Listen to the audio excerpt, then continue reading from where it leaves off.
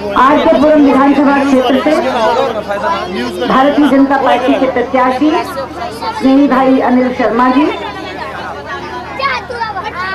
मेरे आदरणीय भाई राधेश्याम शर्मा जी, भाई लक्ष्मीराम शर्मा जी, बहन कपिला गौड़ जी, बहन अनीता गुप्ता जी, मंच पर आसीन मेरी पार्टी के सभी वरिष्ठ साथीगण और मोहम्मदपुर गांव के आदर के योग्य मेरे बुजुर्गों, माताओं, बहनों और स्नेही भाइयों, मोहम्मदपुर में कदम रखते ही चौधरी हरबंस सिंह जी की और चांद भाई की याद ताजा हो गई।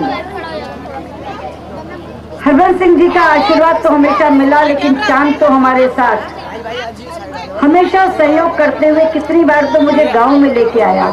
मैं कहती थी कि चांद, मैं यहाँ से गुजर रही हूँ, कहता था कि बहन जी आप गांव में चाय पिए बिना कैसे जाओगे। वो मेरा भाई चांद चौकस आज हमारे बीच में नहीं है,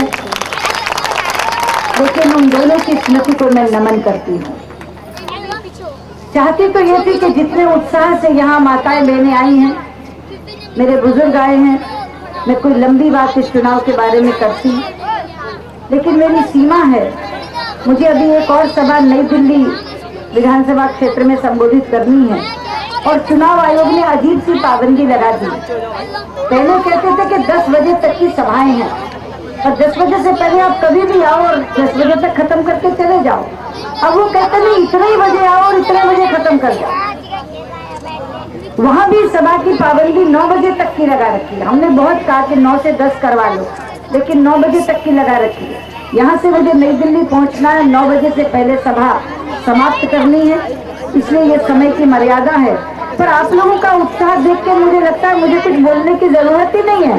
आप लोगों ने तो मन बना लिया है, आपने मन बना लिया है कांग्रेस को हराने का, बीजेपी को जिताने का, ये तय हो गया है। आपका जोश और उत्साह जैसे उमड़ रहा है, जिस तरह से आपका स्नेह मैं देख रही हूँ, उसमें कोई दूसरी बात हो ही नहीं सकती कि मोहम्मदपुर से सारे के सारे वोट कमल के फूल पर ही बटन दबा करके जाएंगे, ये तय हो गया। और मैं आपको एक और खुशखबरी दे दूं, इस समय जिन 5 राज्यों में चुनाव हो रहे हैं, मिजोरम में तो हमारा जनाधार नहीं है, लेकिन मध्य प्रदेश, छत्तीसगढ़, राजस्थान और दिल्ली, चारों में भारतीय जनता पार्टी जीत रही है और अपनी सरकारें बना रही है। जिंदाबाद। 2 राज्य तो पहले से हमारे पास है, मध्य प्रदेश और राजस्थान, मध्य प्रदेश और छत्तीसगढ़, वहां तो हम सरकार कायम रखेंगे, पर राजस्थान और दिल्ली हम कांग्रेस से छीनेंगे, क्योंकि जो कांग्रेस मुक्त भारत का नारा है वो कांग्रेस मुक्त दिल्ली से शुरू होगा और उसमें मेरे मोहम्मदपुर के भाई सबसे बड़े सहयोगी होंगे, उनका आशीर्वाद हमें मिलेगा। और वो भी क्यों ना, 15 साल से दिल्ली वासी कांग्रेस का त्रास सह रहे हैं।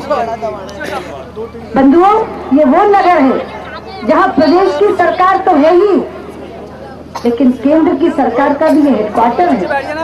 चाहिए तो ये था कि दोनों सरकारें मिलाकर दिल्ली वासियों का जीवन स्तर इतना ऊंचा कर देती कि दिल्ली में रहने वाला हर व्यक्ति गर्व महसूस करता।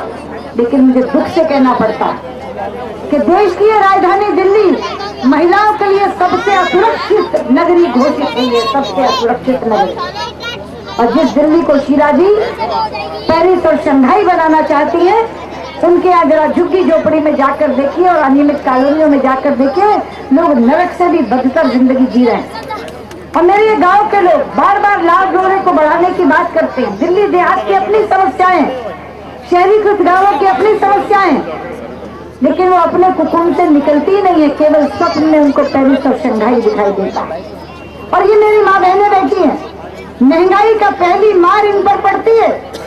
जब बाजार में जाती है या भेजती है किसी को सामान लाने के लिए रसोई का, 20 रुपए किलो आटा, 25 रुपए किलो चावल, 30 रुपए किलो चीनी, 70 रुपए किलो दाल, 100 रुपए किलो तेल, कैसे चलाएं अपनी रसोई।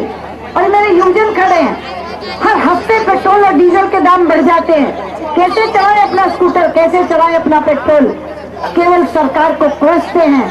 मैं आपसे कहने आई हूँ, कोसने का समय निकल गया, सबक सिखाने का समय आया है। और सबक सिखाने के लिए कोई लाठी गोली बंदूक तलवार चलाने की जरूरत नहीं है, एक कमल का बटन दबाकर आप इस सरकार को सबक सिखा सकते हो और अपनी सरकार बना सकते हो।